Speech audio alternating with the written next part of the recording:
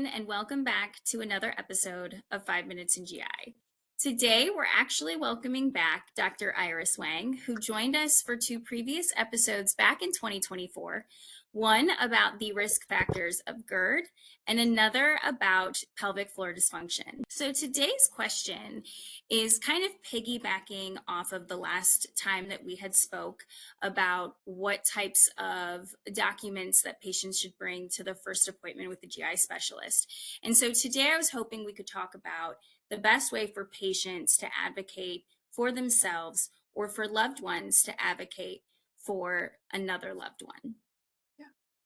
Thank you for that question. And it's a really, really tough one to answer, right? Because I think we all want the best for our family members to make sure that we are getting the care that we need.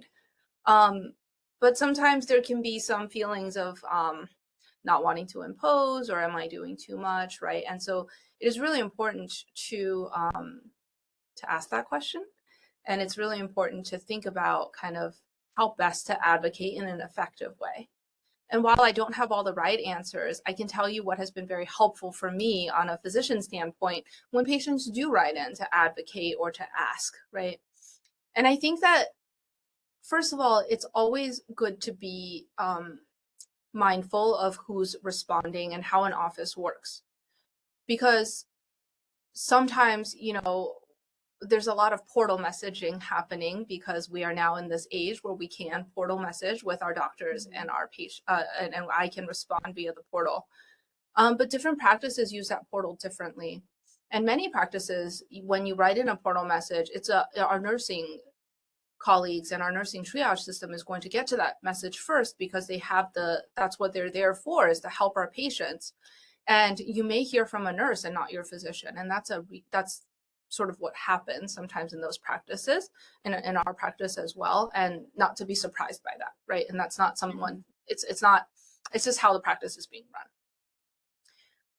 Have kind of dedicated questions that you want to ask, and especially if it's like a follow-up question to something that was unclear during the visit or something that you remembered that maybe you didn't get a chance to express, the portal is a good place for that.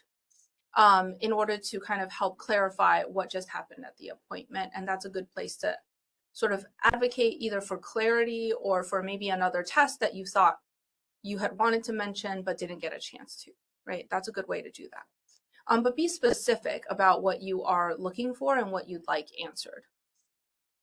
If something is changing though, or you feel like something new has happened and you want to make sure that your doctor is addressing that as well, sometimes it's better to kind of ask just for an appointment so that you can have dedicated time with your physician to kind of go over all of those issues in a blocked time. And the last thing I was going to say is you're always entitled to that second opinion. You're always entitled to ask. But certain practices, you may not be able to ask for a second physician in the same practice to review your case or see your case, right? But it's always reasonable to ask for a referral to a different institution so that you can get another opinion.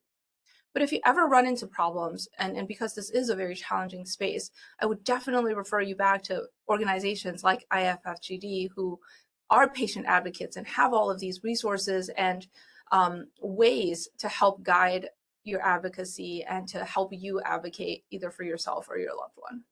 And another way to advocate for your healthcare is also to go directly to your congressman. IFFGD goes on Capitol Hill once a year, where we advocate for different bills to be passed so that you can get the healthcare that you deserve. I just have to second what you said about kind of advocating at the level of Congress and Capitol Hill. Like, that is the true way to make change. And yes. I would definitely encourage anybody who has the opportunity or chance to do that to participate in your own healthcare so that we can actually make positive change on a good scale for patients who need help.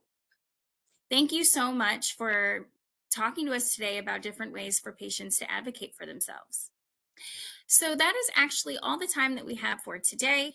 Don't forget to hit that subscribe button. And as always, if you have any questions after watching this video, please feel free to email us directly at iffgd@iffgd.org, and we'll do our best to answer your question in another episode of 5 Minutes in GI.